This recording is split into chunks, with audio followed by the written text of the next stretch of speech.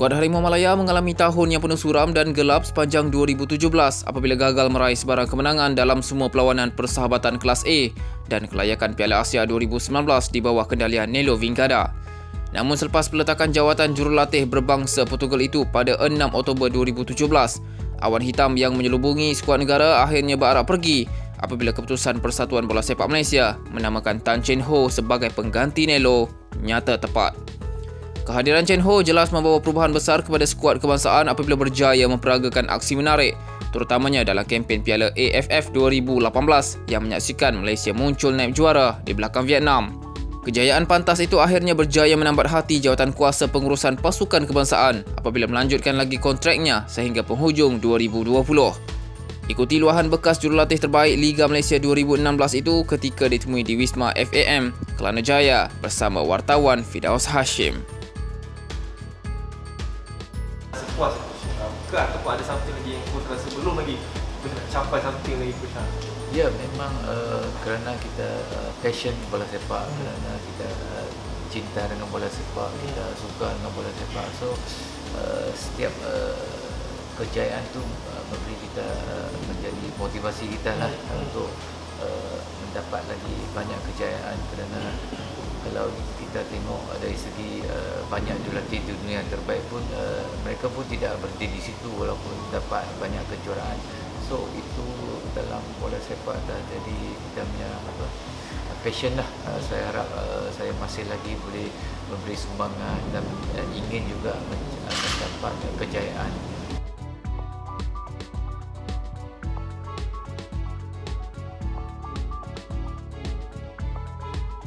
Ya, memang sasaran peribadi saya walaupun pasukan pun berjaya layak ke peringkat akhir AFF Suria 2017 ni 2018, tetapi saya rasa pencapaian itu masih belum lagi lah.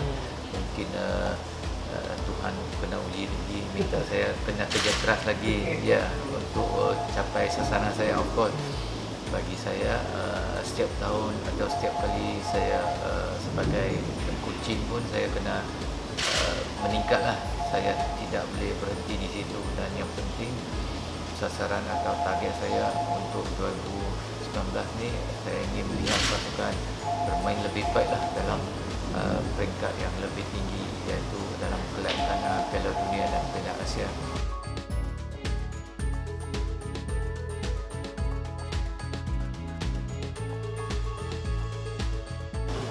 Saya rasa itu sebagai orang kata motivasi yang tinggi untuk saya.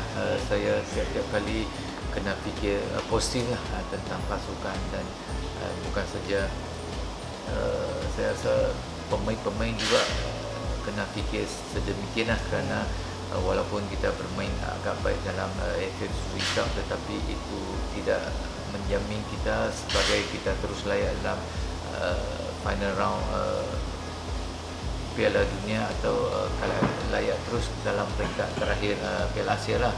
Tiap-tiap hari kita kena meningkatlah prestasi. Yang penting saya rasa pemain-pemain dapat keyakinan dan saya rasa kita boleh move untuk next step.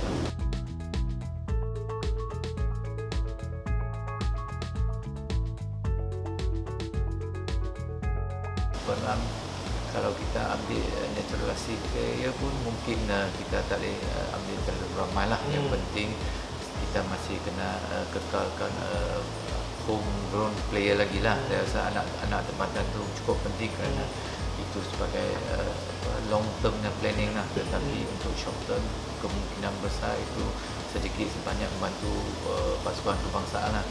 Yang penting kalau pemain naturalisasi pun yang mempunyai potensi yang besar, yang mempunyai jiwa yang besar, yang mempunyai yang boleh sesuai dengan adapt cara permainan kita pasukan kebangsaan apa, dan boleh adapt dengan budak-budak tempatan jugalah.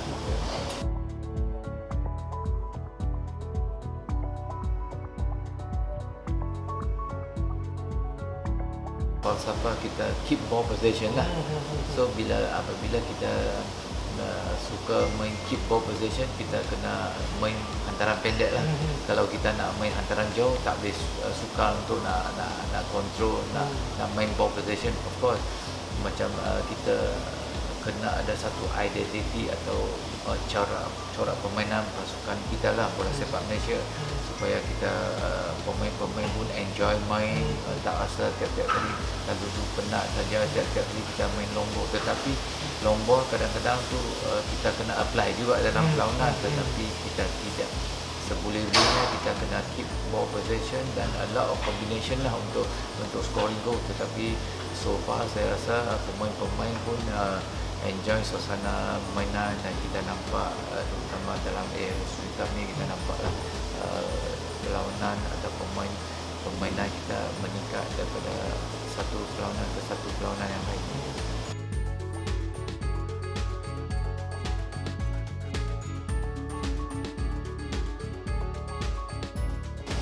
Saya tak pasti berapa lama kita kena ambil lah, tetapi saya harap yang kebanyakan kalau pasukan kebangsaan ingin dapat satu orang kata DNA atau permainan yang menarik, itu perlu ada long term planning lah. So mungkin kita peringkat akal B nanti lah kita serapkan cara bermain kita, cara teknikal kita, dan of course apabila pemain-pemain ini apabila sampai satu tahap kematangan, pasukan kebangsaan akan meningkatlah. Mungkin kita akan sampai satu level dengan gergasi di Asia nantilah. Of course, seperti yang Datuk Presiden kita pun ada F13 planning kan.